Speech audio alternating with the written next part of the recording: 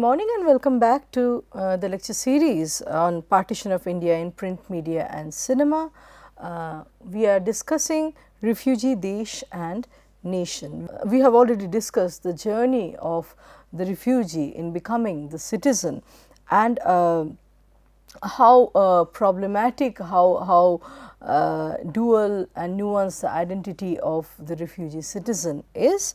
So, we have also discussed regarding the Bengali refugees process of resettlement outside of Bengal. So, for the Bengali refugees, the government had devised policies to resettle them. The Dalit refugees, especially the Dalit refugees, were encouraged to resettle first in Andaman and then in the Dandakaranya. And we see a lot of resistance coming from among the refugees who would not like to go and start a new life, start life afresh in an arid land such as Dandakaranya. Even Andaman was considered as a place far away from Bengal, and so the Dalit refugees, the Bengali refugees actually wanted to stay back in West Bengal in India. But we see that the government's policies have caste and class coloration, and this is something we notice both in the case of the Congress government in Bengal, in West Bengal, as well as the Communist Party that came afterwards in 1977. So, we were discussing how a mythical lens is adopted in looking at the government policies. For most of the Dalit refugees that came in the tail end of the migration process, they were part of the third wave of migration. They would look at the policy of resettlement in Andaman and then in Dandakaranya through a mytho-historical lens. So, they in the common parlance, the Dalit refugee would, the Bengali Dalit refugee would say that because they did not have much socio-cultural economic capital, they were being exiled to the Kalapani. So, Andaman had its own history where all the prisoners would be sent, and so they mourned that they even after the country got its independence, the poorer sections, their lives did not matter. They were being sent forced to go and settle in Kalapani, which was Andaman, popularly known as. And then Dandakaranya was the land where we see in Ramayana Ram is exiled. During his exile, Ram goes and lives in Dandakaranya. So, that is another impression that popularly harbored in the minds of the Dalit Bengali refugees, that they are being banished to the Dandakaranya. So resettlement becomes synonymous with punishment. This is something I was trying to get at. Now, we see Shaktipada Rajguru's seminal work, Dondok Theke Mori Jhapi. Shaktipada Rajguru's work, Dondok Theke Mori Jhapi, it encompasses the significant aspects of the Dandakaranya project. So, the fact that the larger plan did not take into account the ground realities. I was talking about the fiasco happened. The fiasco was the result of a lack of communication, miscommunication between West Bengal state government and Madhya Pradesh government, as well as the Dandakaranya Development Authority. So, there was this gap between how the plan was chalked out and how it was implemented. Even some ground realities were not taken into considerations, and these gaps, these fallacies, setbacks have been they have been depicted very explicitly in Rajguru's work. So, the resettlement plan, for example, expected the Dalit refugee resettlers to the Dalit refugee settlers to clear forests. So it was a laborious task to clear forests and then to cultivate harvest crops in an arid, semi-arid land. And then they were expected to build schools, roads, hospitals. Basically, they would have to set up a new civilization and then start living there. Nothing was given to them a priori. And so, there was also this question of colonizing the lands, the question of colonizing the lands of the tribal people. These lands of forests used to belong originally to the tribals, and so there was this potential conflict between the new arrivals, the Bengalis, and the local populace, a peasant tribal confrontation over the land issue. And the novel the novel describes this simmering discontent. So, when we talk of refugee rehabilitation, the chapter of Morichapi until a long time remained under discussed, under research, something that no one would mention. It was almost a forgotten chapter. People, very few people wrote and discussed about it. A reason why it was so could be that the lives at stake were those of the Dalit people. Had it been the loss of the elites, the upper class and upper caste people, this would have been an over discussed, over researched issue. It's a curious and an intriguing observation that research on Morichapi is coming up. People have started talking about this forgotten, hitherto forgotten chapter of history only as late as maybe some 10-15 years after the new century started. So it's as late as well into 21st century, we could say, after 2010 and 11, after the communist regime was toppled by Trinamool Congress in West Bengal, that people have actually at least started mentioning and accepting that so many Dalit people were massacred during this issue, during this event. So, what was at stake, like I was saying, are the lives and the property of the Dalits, the untouchables. And so, policies were shaped both by the center, the government at the center, and by the West Bengal government, the urban middle class of Calcutta, in such a way that I mean, a paltry sum, almost nothing, not paltry sum, let us say almost a very insignificant share was doled out to the Dalits, which amounted to almost nothing. And so there was basically there was a lack of sympathy for this section of people that migrated as late as in the 1970s, in the 1980s. We have seen how migration happened in Bengal in a sporadic, spasmodic manner in different junctures of history. So, different turns of events provoked communal riots and that instigated a fresh exodus of the Hindu refugees from East Pakistan, and then after 1971 from Bangladesh. So, even after the communist government came to power in West Bengal, the status quo was maintained. In 1977, the left front government came into power, and the refugees who had been living in Dandakaranya with a sense of discontent were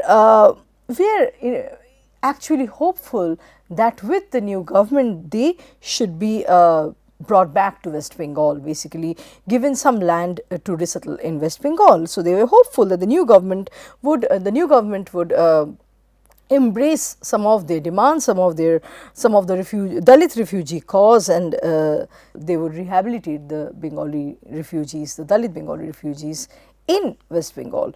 So this also has its own history, why the refugees hoped, why the refugees were optimistic about the communist government. During the implementation and failure of the Dandakaranya project in a large way, in a major way, it could be seen as a failure or a fiasco. And that is when the leftist opposition leaders at that time, leaders such as Jyoti Basu, Kiranmoy Nanda, Ram Chatterjee, and the Refugee Development Association's president Satish Mandal, all these opposition leaders were actually fanning sentiments against the ruling Congress government, and they were promising to resettle the poor Dalit refugees back in the Bengal. They would give the Sundarban areas of West Bengal to the Dalit refugees if they came to power. Contrarily, when the Dalits actually they succeeded in occupying, when they actually succeeded in occupying the Marichhapi area, the Communist Party, which had by then formed its government in West Bengal, betrayed its pro-proletarian or pro-peasant position, pro-refugee position, and they started uprooting the Dalit refugees. We see also that left front ministers such as Ram Chatterjee visiting the refugee camps at Dandak, and he has been widely reported as encouraging the refugees to come and settle in the Sundarbans. So this was an agenda of the left as an opposition party.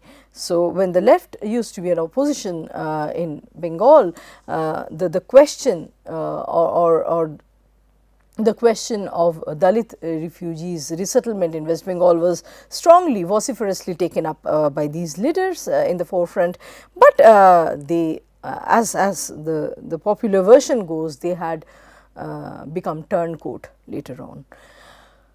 So so the left front policies had changed under altered circumstances when they had a government of their own.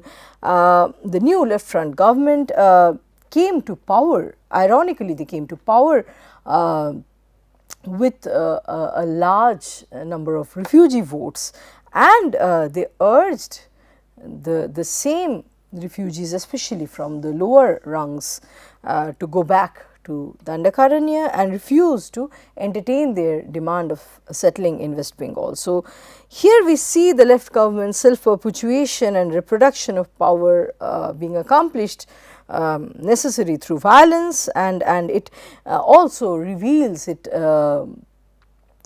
reveals their partisan stance, their basic bias towards the upper class and the upper caste people.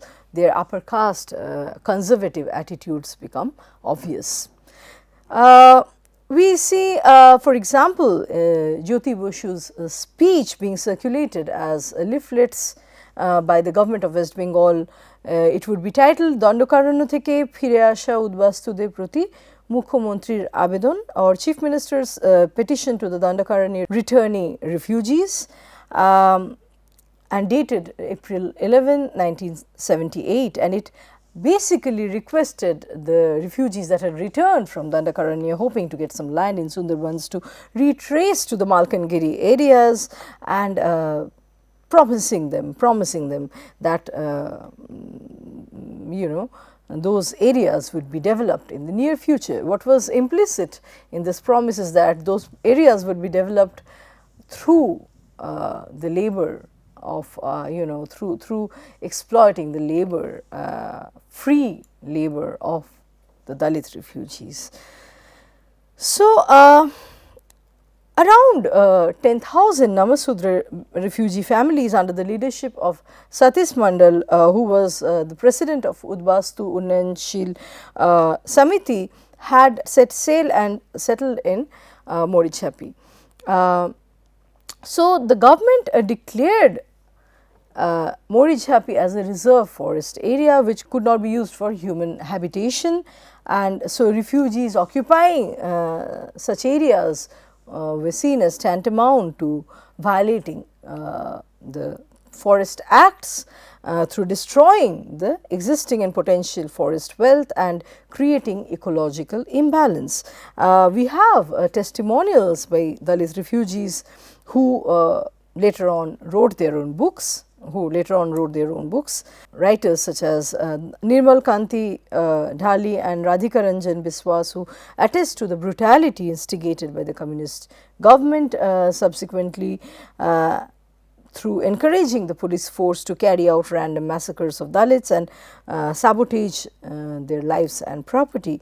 So, the government at that time was falsely indicting the Dalits with offences like collusion with foreign spies, firearm training activities, smuggling of national treasure and destruction of conserved forest property.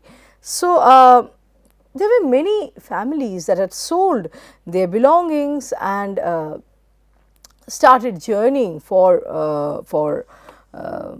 Sundarbans after quitting their homes in Dandakaranya. So, between March and April we see this this large huge exodus from Dandakaranya, a significant population of Dalit refugees making a move to settle in Sundarbans between March and April 1978, and one such person has been recorded as saying, this is a 55-year-old Ratish Mondal who left for Morichapi to begin a new life, and he says, how many days did we eat a full meal in Dondok?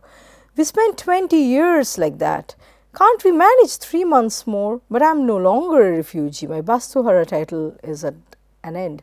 So, there is this acute sentiment informing the refugees returning to West Bengal. They would have the sentiment that informed and that created this impetus, this demand for resettlement in Bengal is that once a Bengali lives in Bengal, he is no longer or she is no longer tagged as Bastuhara.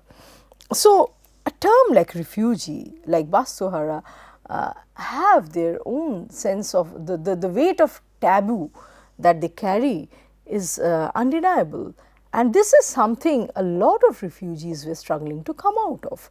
And so, what instigated, what motivated migration is the fact that one would be able to shed such a taboo title or a taboo, one would not be seen under such a taboo social marker. So,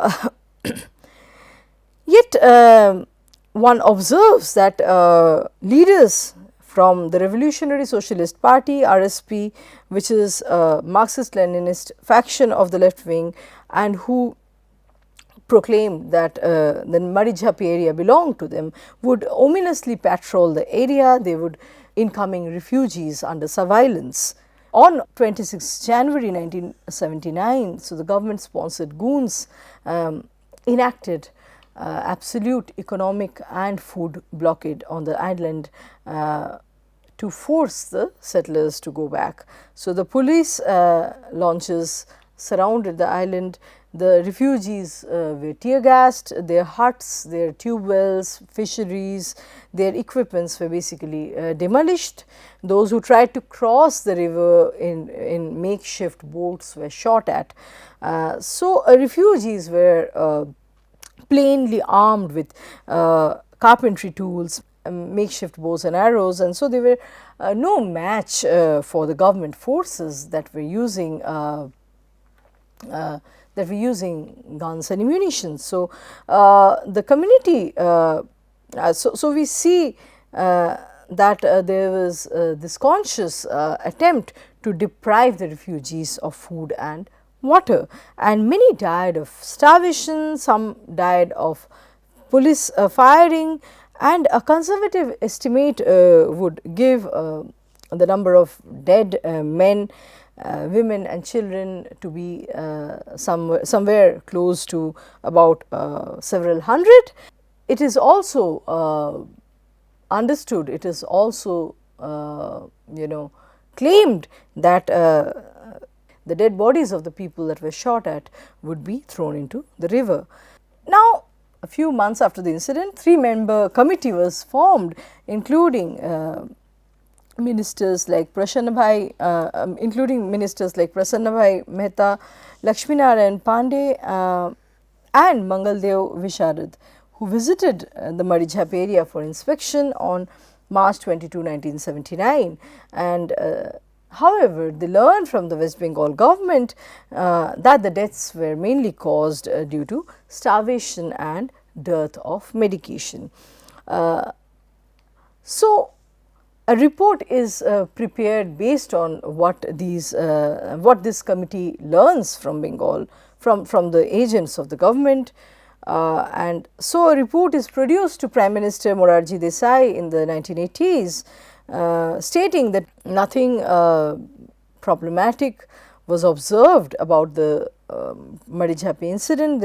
So, there were no problematic remarks about the Madhijhap incident, and the centre relied on the West Bengal government, the left government's management, and refrained from taking any strong decision. So, basically the entire chapter of violence was relegated, it was kind of sent back, it was relegated to an oblivion. Further, we see collusion of the government with a major major popular newspapers like The Statesman, both in English and in Bengali, which is said to have taken up the role of allaying the charges. Statesman would claim that the government was not to be blamed. The entire incident of Madhijhap confirms the ultimate Bhadralok orientation, ultimate elitist orientation and conservative standpoint of the reigning Communist Party in Bengal, in West Bengal. So, correspondents citing in the context of the Madhijhap incident would also argue that the communist government was disadvantaging the Dalit Bengali refugees at the expense of fulfilling its other ambitions. So, it had the ambition, for example, of winning the West Bengali Muslims votes, and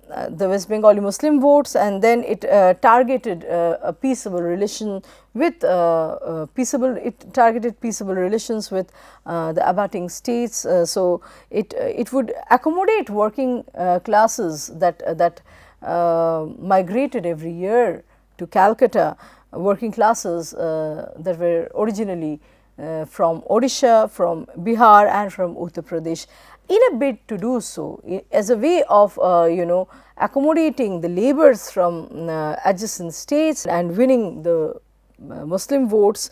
The government was neglecting the needs, the demands of the Dalit Bengali refugees. And this is despite the fact, as some of the Dalit refugee leaders, intellectuals and writers later on state, this is despite the fact that the Dalit sections had traditionally lent support to the leaders that they call as the leftist fugitives. They had constantly supplied man force to the party's early barricades and civil disobediences, such as the All Bengal Teachers Association movement, the All Bengal Teachers Association movement in 1954 and the anti-merger movement in 1956, as well as a series of food movements. So, this is an extended quote that I have translated. This is originally in Bengali, written by Manoranjan Bepari, that debunks the caste class politics of the different governments in West Bengal, both the Congress and the Communist Party. So, Bepari says the Bengal that had space available for Bhadralok refugees, where lakhs of people entered from other regions every year and got put up, where lakhs of acres of demesne were under the government's hold, could not dole out one kattha of land to these people even then, even now. In August 11, 1958, the UCRC, meaning United Central Refugee Council, which was a collaborated organization formed by the Communist Party and the Forward Bloc, had petitioned before Chief Minister Dr. Bidhan Chandra Ray to develop 62.5 square mile areas of the Sundarban lands and rehabilitate 6,875, that is a little less than around 7, let us say, to rehabilitate around 7,000 refugee families there, as well as re-establish jobs for 3,300 families based on the fish bheris in 12,000 acres of lands. At a later stage, the Chief Minister himself had asserted that the government had about 5,000 bighas of land in Morijjapi under the Sandeshkhali police station, but those lands could not be entitled to these people, because they were not the Chatterjee Mukherjee Banerjees or the Ghosh Bose Guha Mitras, towards whom the leaders were ever sympathetic. These were the Biswas Bepari Mandal Bala Mistris, Dalits, Chotoloks. So, this is a quotation from Bepari's work, Anantaratri Chandal, an essay that he has written, and we are coming back to the moot point, which is that the Indian government had similarly treated its refugees depending on their class caste background. As they came at different phases of migration, policies designed and implemented would also change. The government gave separate designation for each group depending on their phase of arrival in India. So, scholars such as Archit Basu Guha Chaudhary, Ian Talbot, Gurharpal Singh note the periodic and a staggering nature of displacement from eastern, from East Pakistan or Bangladesh to the eastern India, where this kept happening, the migration kept happening, infiltration kept happening long after partition. While there is a major difference, like many critics observe, there is a major difference in handling the Punjab and Bengal partition. In the former case, in the case of Punjab, there was a mutual agreement of virtual exchange of population, and it happened in a more organized fashion and almost at once. And the center took measures to limit, whereas in the case of Bengal, the center took measures to limit the transfer of population, and so it kept happening in different decades under different circumstances and in different contexts. So, a researcher such as Anushwa Basu Ray Chaudhary notes that migration among East Bengalis to West Bengal was primarily shaped by three basic imperatives. One was dhan or property, maan or prestige, and pran which or life. So, one understands that the terminology or the expression for this social marker refugee also changes post 1971 war. So, the watershed of 1971 actually signaled a change in the attitude of the Indian people towards the refugees coming from the eastern side, coming from Bangladesh. So,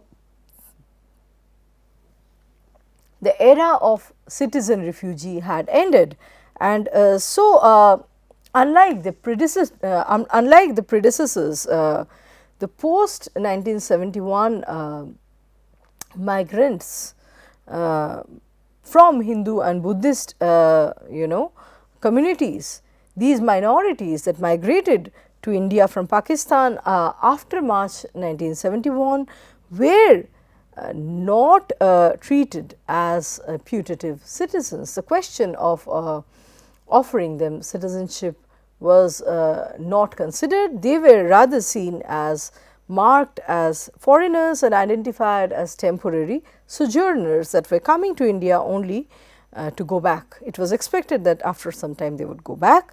So, later migrants from Bangladesh came to be characterized with this particular term Anuprabishkari or infiltrators in West Bengal, and they were seen in the common parlance, although it was not a part of the official language. In the common parlance, there were other words such as leech, people that had parasitic relation with the host land, and then defectors or traitors, people that were let us say so defectors, traitors, and the question of espionage, the charge of espionage was heavily hurled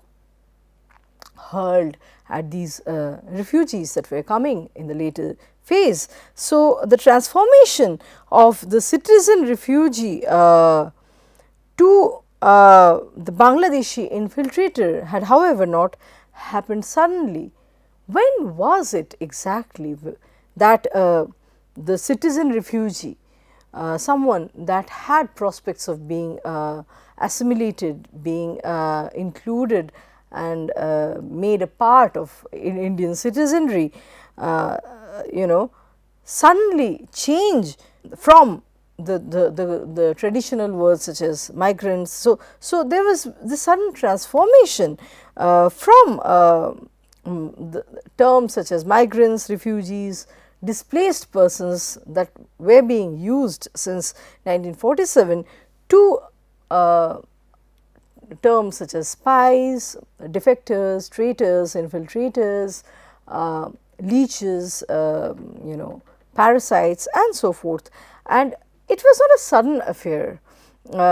We can't say that the outlook changed all of a sudden.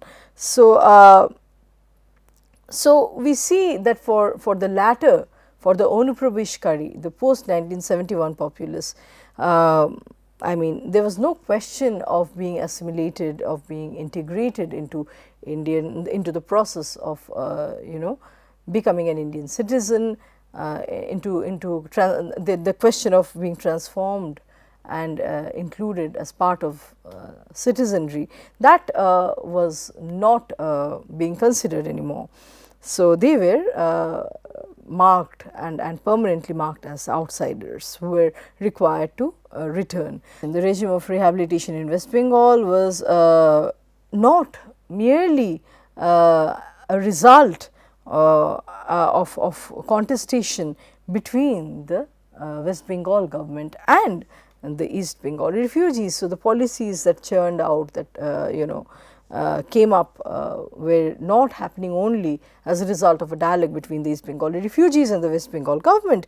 The government of India tacitly played a role, a crucial role in the evolution of such policies.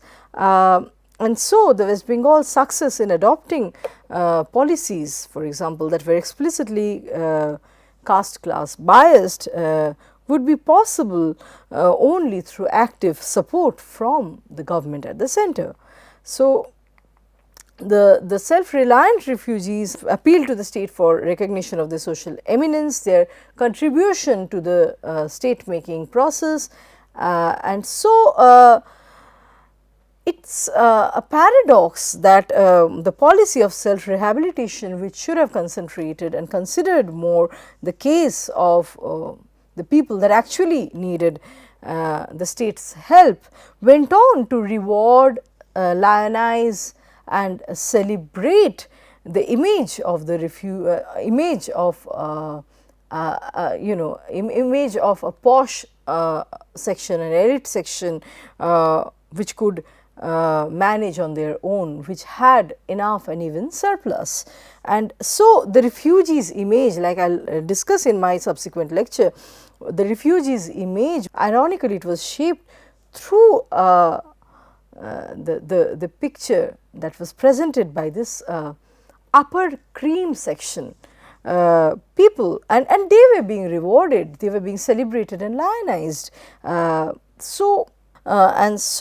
policy of state rehabilitation paradoxically tended to reward these sections of immigrants that did not need anything from the state. They were being lionized, they were being celebrated for their resilience, for their able to fight back and rebound, rather than actually supporting those that were in need, in real need of the state help.